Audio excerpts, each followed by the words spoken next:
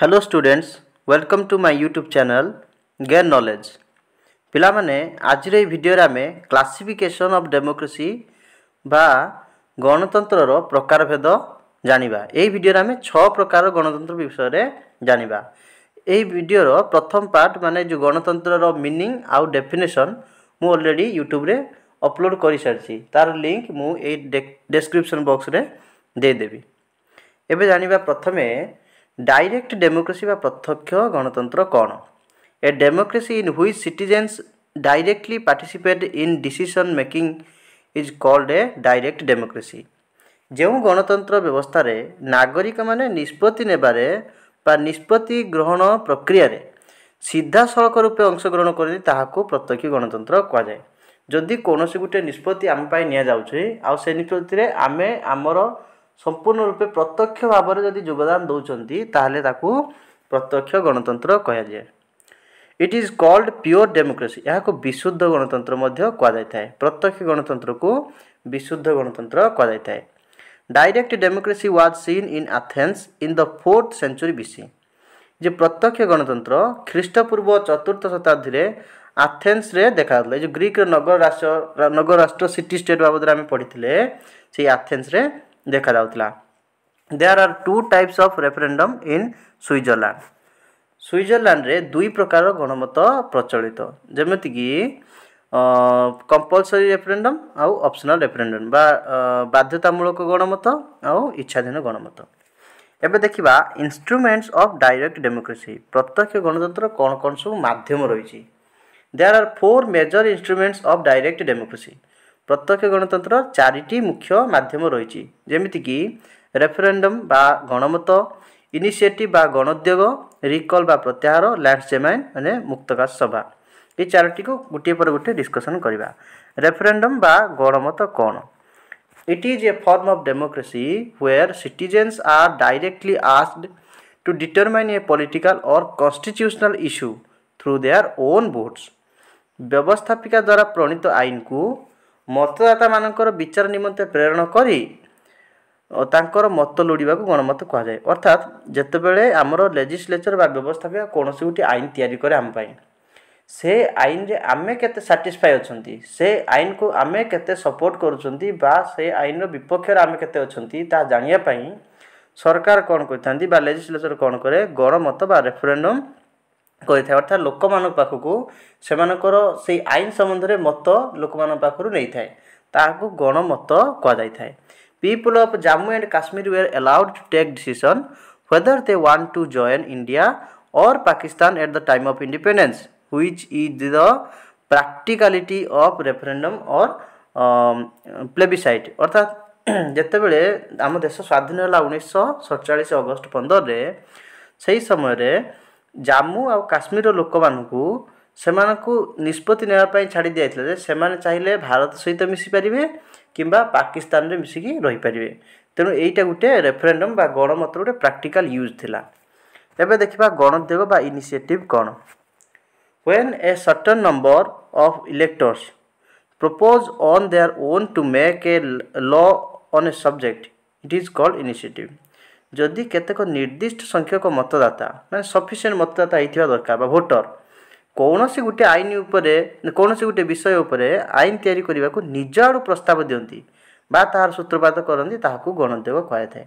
अर्थात जेतेबेले कौन देश रे कौनसी गुटे आईन बा कौनसी गुटे राज्य रे गुटे आईन रा आवश्यकता अछि किंतु सरकार से आईन को प्रचलन किछि करि नाहंती, लोक माने निज तरफ सरकार को सूचना देबे जे एही विषय रे कोनसी आईन तैयारी करा जाऊ ताहाकू गणोद्योग कह जाए। लोक माने निज आड़ उद्यम करिवे। There are 2 types of initiatives, namely formulated initiative and unformulated initiative। गणोद्योग साधारणतः 2 प्रकार, गोटे व्यवस्थित गणोद्योग आ गोटे अव्यवस्थित गणोद्योग। फॉर्मुलेटेड इनिशिएटिव कोन? जदि निर्दिष्ट संख्यक मतदाता संविधान संशोधन करिया पई बा कोनोसी गोटे आईन प्रणयन करिया पई गोटे चिठा प्रस्तुत करिवे आ से चिठा को व्यवस्थापिका निकट को पठेइबे ताहले ताकू व्यवस्थित गणोद्योग कह जाए। जदि बिल टी तैयारी करिवे ताहले ताकू व्यवस्थित गणोद्योग कह दियो।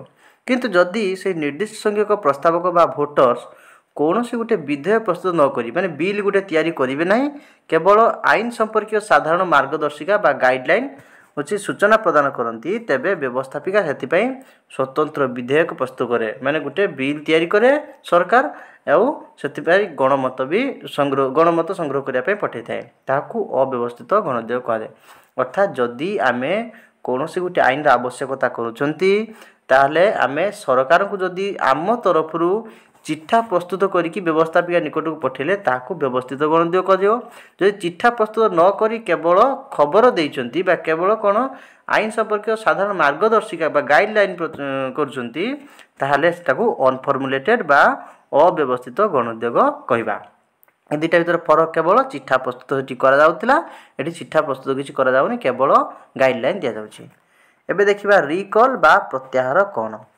If the elected representatives neglect or fail to perform their normal duties or fulfill their promises, the public can recall them and appoint new representatives even before the end of their terms. This is called withdrawal or recall.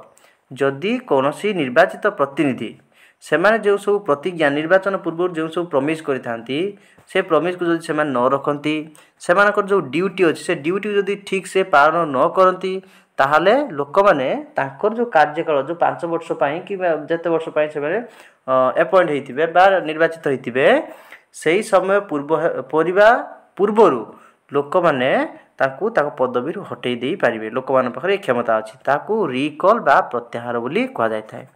ଲ୍ୟାଣ୍ଡସଜେମେନ୍ ବା ମୁକ୍ତାକାଶ ସଭା କ'ଣ? Landsgemeinde is a form of direct democracy that originated in medieval Switzerland. ମୁକ୍ତାକାଶ ସଭା ହେଉଛି ପ୍ରତ୍ୟକ୍ଷ ଗଣତନ୍ତ୍ରର ଏକ ରୂପ ଯାହା ମଧ୍ୟଯୁଗୀୟ ସୁଇଜରଲ୍ୟାଣ୍ଡରେ ଉତ୍ପନ୍ନ ହୋଇଥିଲା।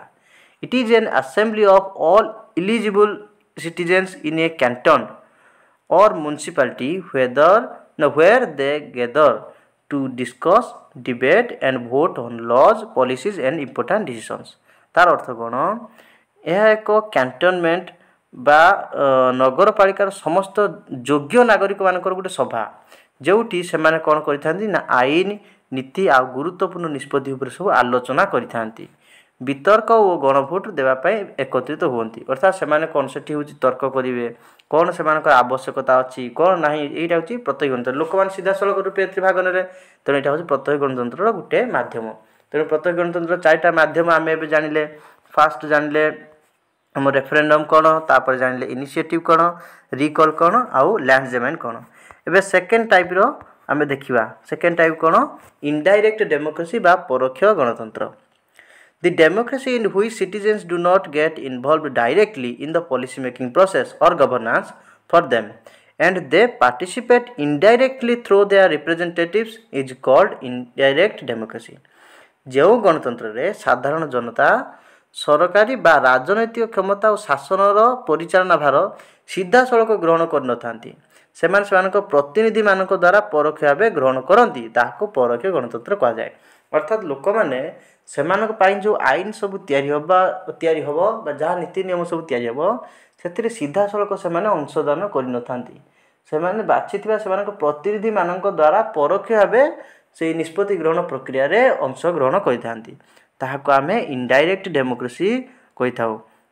यह रिप्रेजेंटेटिव डेमोक्रेसी बोली कह। इनडायरेक्ट डेमोक्रेसी को आउ कौन कह ना रिप्रेजेंटेटिव डेमोक्रेसी बा प्रतिनिधिमूलक गणतंत्र भी कह जाए। एबे थर्ड टाइप देखिबा लिबराल डेमोक्रेसी बा उदारवादी गणतंत्र कौन? The democracy which is based on the principles of classical liberalism is called लिबराल democracy. शास्त्रीय उदारवादर नीति उपर आधारित गणतंत्र को उदारवादी गणतंत्र कह जाए। अर्थात उदारवाद नीति रे जो गणतंत्र चलुची ताहाकू उदारवादी गणतंत्र कह जाए। It gives emphasis on rule of law, separation of power, open society, free economy, etc. अर्थात यह कौन करें जो लिबराल डेमोक्रेसी आईन शासन क्षमतार पृथकीकरण, अर्थात क्षमता कौन से जनक हाथ रही, क्षमतार विकेन्द्रीकरण होगा दरकार, पृथकीकरण होगा दरकार, मुक्त समाज थी दरकार, मुक्त अर्थनीति थी दरकार। लोक मैंने निज इच्छा जो से इनकम करने चाहते आईन संगत इनकम करें, से इकोनॉमी को से बूस्ट करें, आउ कौन मुक्त अर्थनीति तैयारी उपरे गुरुत्व दे थाए। There is an independent judicial impartial judiciary एठार एक स्वाधीन और निरपेक्ष न्यायपालिका मध्य रही है। अर्थात बुझापी चेष्टा करिबा जे लिबराल डेमोक्रेसी होची लिबरालिज्म रो जो नीति नियम पर आधारित गणतंत्र ताको उदारवादी गणतंत्र बा लिबराल डेमोक्रेसी कहा जाए। लिबरालिज्म रो कौन कौन सब प्रिंसिपल अच्छी लिबरालिज्म कहे रूल ऑफ लॉ अर्थात आईन रो शासन हो देश रे आईन द्वारा शासन परिचालना हो पावर कौन सी जनक हाथ न रो पावर सेपरेशन हो सोसाइटी पूरा ओपन हवा दरकार लोक माने फ्री माइंडेड हवा दरकार फ्री इकोनॉमी अर्थात मुक्त अर्थनीति होइथिबा दरकार लोक माने तांको मन इच्छा रे इनकम करि परिबे सेमानको इनकम सोर्स को बूस्ट करि परिबे तेणु सेमानको पूरा फ्री छाड़ी देबा दरकार एई गुडी सब कोन लिबरालिज्म रो गुटी गुटी प्रिंसिपल बा नियम एई नियम उपर आधारित होइथिबारो याको लिबराल डेमोक्रेसी बोली कहा जाउची। आ गुटे नेक्स्ट टाइप देखिबा एलिटिस्ट डेमोक्रेसी बा प्रबलवादी गणतंत्र कोन। Elitist democracy is a political system where a small group of elite individuals or groups hold significant power and influence over decision-making process, while still maintaining the formal structure of democratic institution.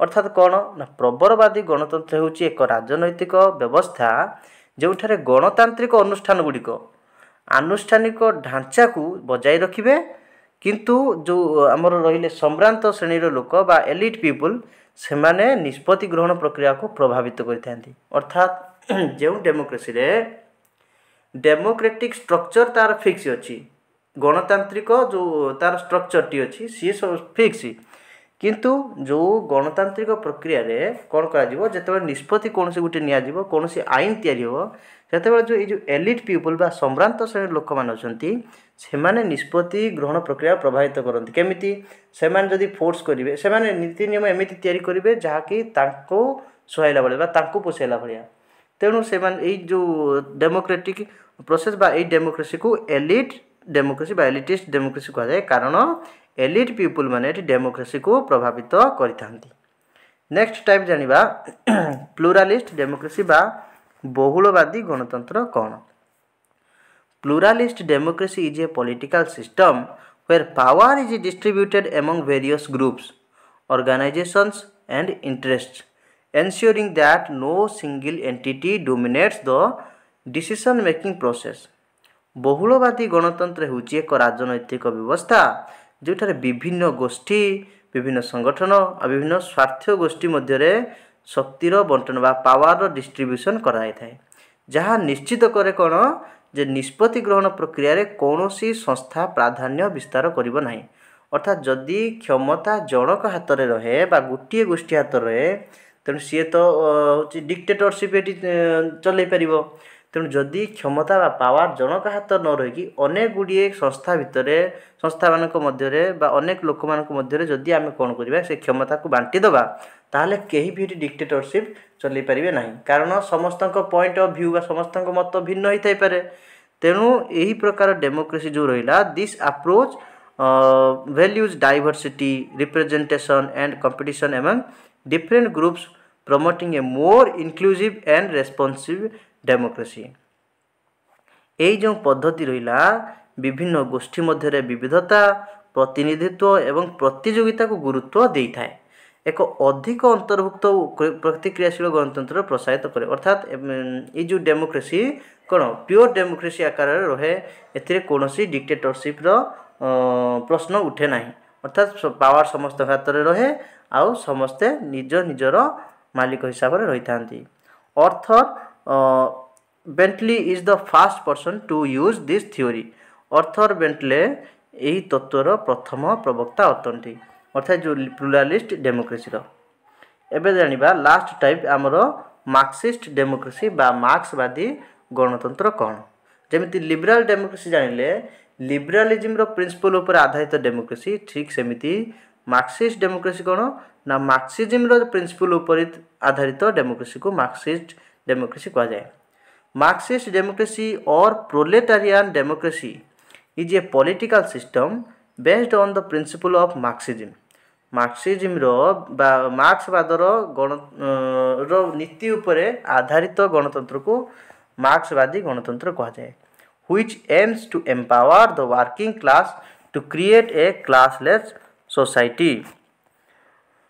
अर्थात मार्क्सवादी गणतंत्र बा सर्वहरा गणतंत्र होची मार्क्सवाद नीति उपरे आधारित एक राजनीतिक व्यवस्था जहाँ श्रमिक श्रेणीर शक्तिर एवं एक श्रेणीविहीन समाज सृष्टि करिबार लक्ष्य रखे। अर्थात मार्क्सवाद कौन कार्ल मार्क्स को नीति बा कार्ल मार्क्स चिंताधारा उपर आधारित जो थ्योरी ताकू मार्क्सिज्म कहा जाए।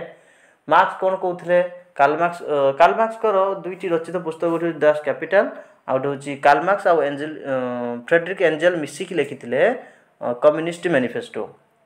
तेणु कार्ल मार्क्स से सब बही लिखिले समाजटा कौन क्लासलेस सोसाइटी होगा दरकार अर्थात श्रेणीविहीन। एटी कौन उच्च श्रेणी नीच श्रेणी धनी गरीब रहा दरकार नहीं, समस्ते समस्त सहित सामान यही रीति अर्थात परस्पर मध्य जमी समस्ते परस्पर कोऑपरेट करके चलिए, परस्पर मध्य भातृत्व भाव तैयारी होता दरकार। लोक मध्य जमी नीच श्रेणी उच्च श्रेणी एमती चिंताधारा न आसुवा दरकार, यही गोटे सोसाइटी कथा सी कहते। तेणु यहीटा हूँ मार्क्सिज्म।